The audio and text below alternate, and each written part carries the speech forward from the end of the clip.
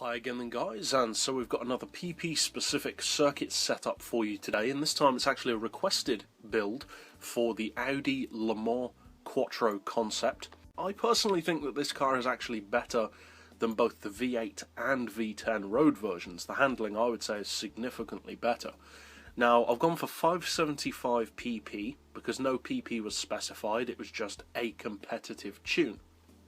So I've gone for 575 for the primary reason that once you get higher than that, road cars, and included in that I would say most concept cars, really start to lose their effectiveness. Because once you get up around 600 pp or more, you start getting full-on race cars at that level, and more oftentimes than not, they just can't compete with race cars on most tracks. You might think that they can, but with the right driver, a road car will never stand a chance on a twisty circuit. Now, I've gone for racing soft tyres, kind of overkill in an all-wheel drive Audi, but go for whatever you need. We've got racing brakes, of course. For the suspension, we've got the ride height on 80, front and rear, springs on 1150 and 1275, the dampers on 4, anti-roll we've left at 3, neutral camber and tow.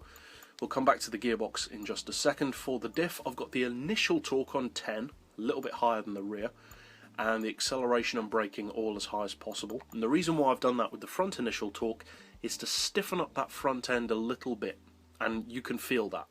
Now, you can stiffen up the back as well if you need to, because this car, although all-wheel drive, does still like to get its tail out. So, again, as with most of my tunes, it's down to personal preference, so mess around, find what works best for you. As far as the diff, we've got it right down to a 1090 split.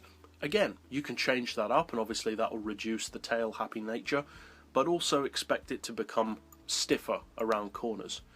As far as power, we do have an oil change, and we've got no upgrades, and reduced the power down to 546 horsepower for the sake of having the lowest possible weight, because on most tracks that is more important than power.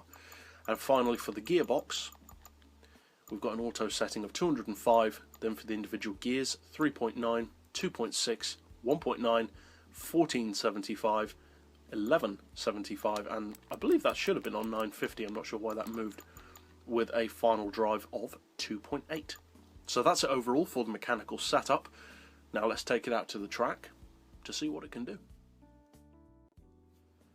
Overall, as a track car, despite being a concept, the Le Mans Quattro does make a really good vehicle, and if you can afford to spend that bit of extra cash, I would actually recommend this as more of a track car, a superior all-round machine to both the V8 and V10 road cars.